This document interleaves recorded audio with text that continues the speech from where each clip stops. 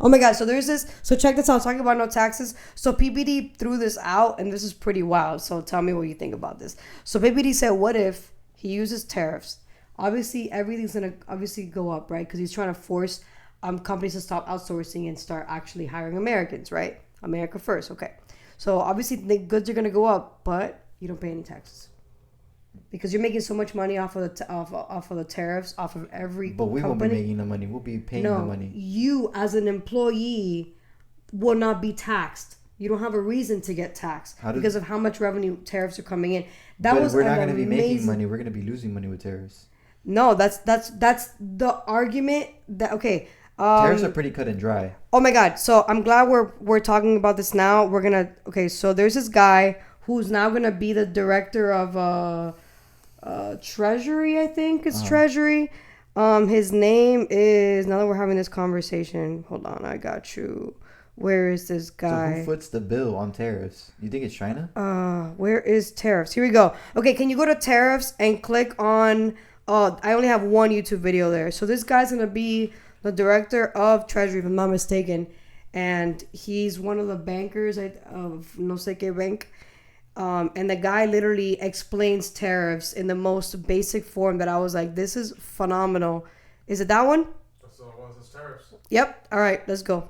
The whole thing? Yeah, the whole thing. It's really short. It's a short video. Yeah, this is really good because I want to get your reaction to this because the perspective people have on tariffs is that, and he debunks your perspective. So that's what I wanted to Months so far for the market as investors grapple with a number of forces, including questions about the state of the economy, the Fed's next move, the upcoming election. Joining us to talk about all of it is Chairman and CEO of Cantor Fitzgerald and BGC Group, Howard Lutnick. Welcome back, Howard. Good to have you. Great to be here. This was 2 months ago, by the way. This is old. And we're going to be there tomorrow talking to a lot of other bank and financial services CEOs. What is your message right now about what you're seeing as far as trading activity goes and a changing economic outlook here? Well, look, the economy is still strong. GDP growing between 2 and 3%. The Fed saying it's going to cut rates is just politics. I mean, come on. Look, they're tightening their balance sheet, right? They're running down their balance sheet. That's a tightening move so they can cut rates 25 basis points, which they'll do really soon. But that's it. The economy's in good shape. It feels pretty good. Granted, stocks were, having a little tougher time of it. But come on, they had such a great run in August. Give me a break. So I think things feel pretty good.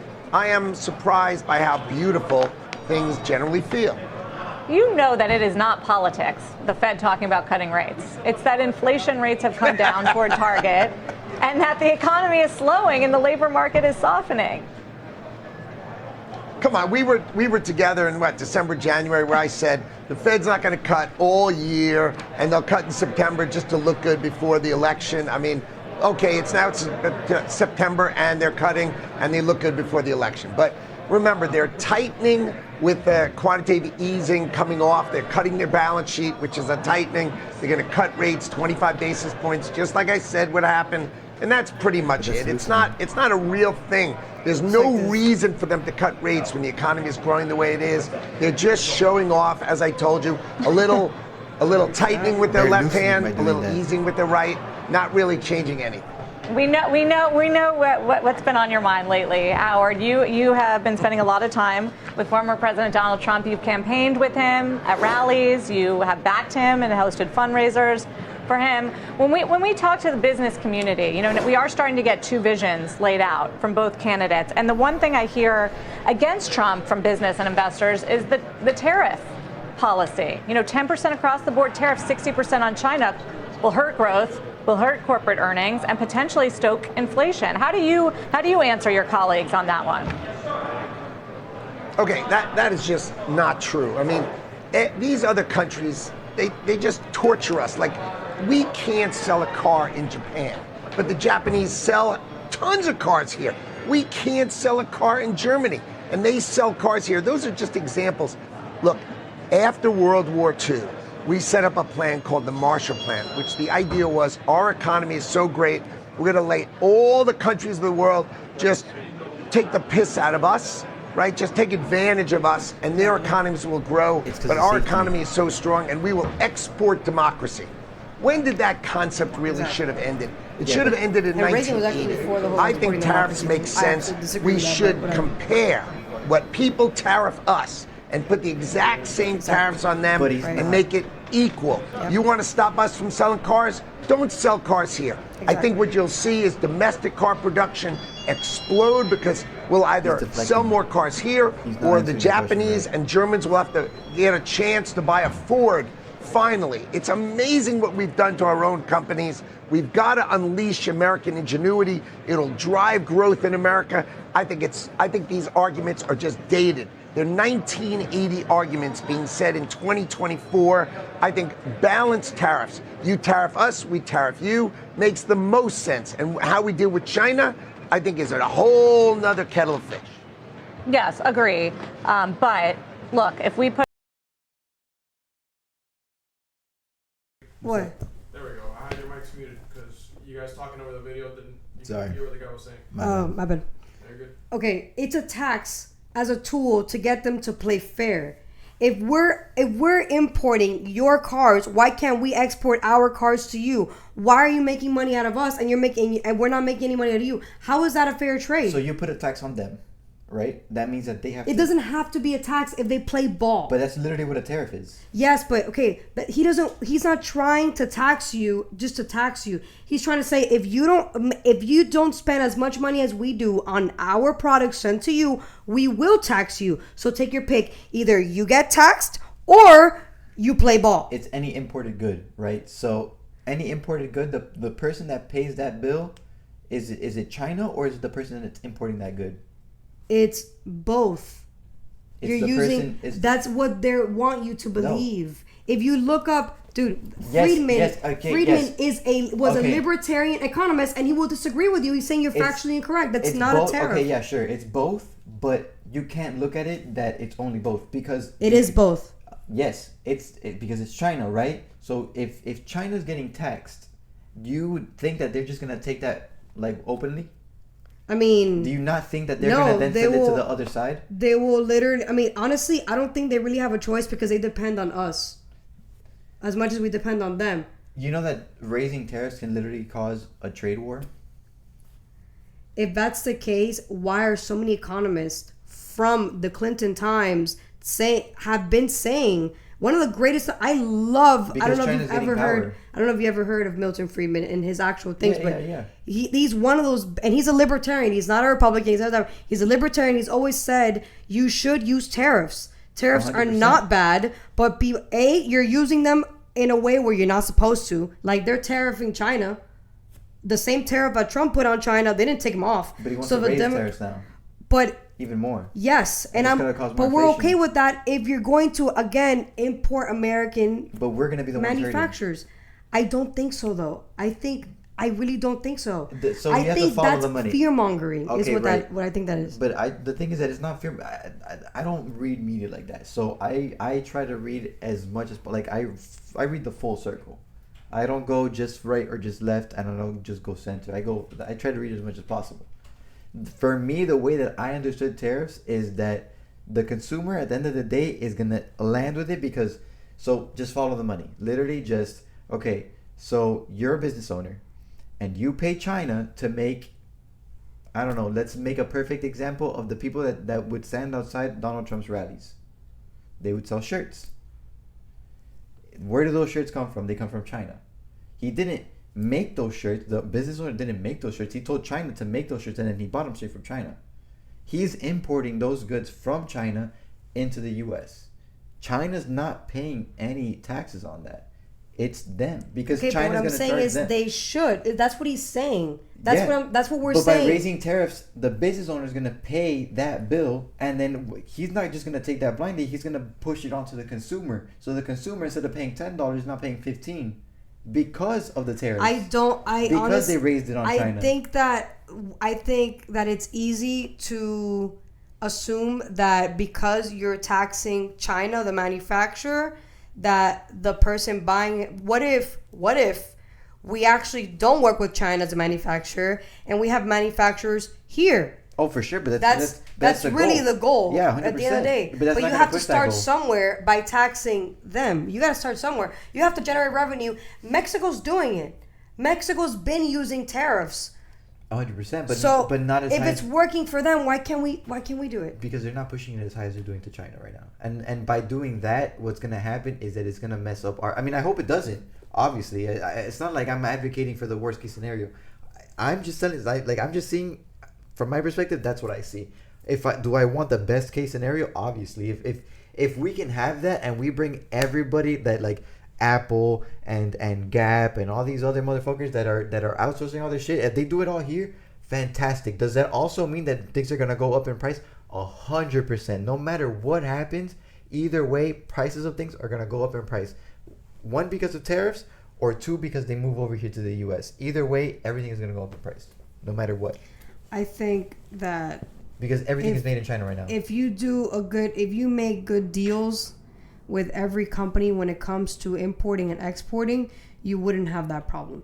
The reason why we have that problem right now is because we have not renegotiated any deal we have with any country, except I believe it's 3 countries that Donald Trump renegotiated, because the deals that Obama did during his 2 terms were horrible deals. They were horrendous. They were not for America at all. They were literally just giving their money away to all these other countries. I actually looked up, if you can look up really quick, Google it, how many countries we're giving money to. And Yeah. we've helped their economy. You know who's the biggest holder of our So bonds? it's time to pay back. You know who the biggest holder of our bonds are? Who?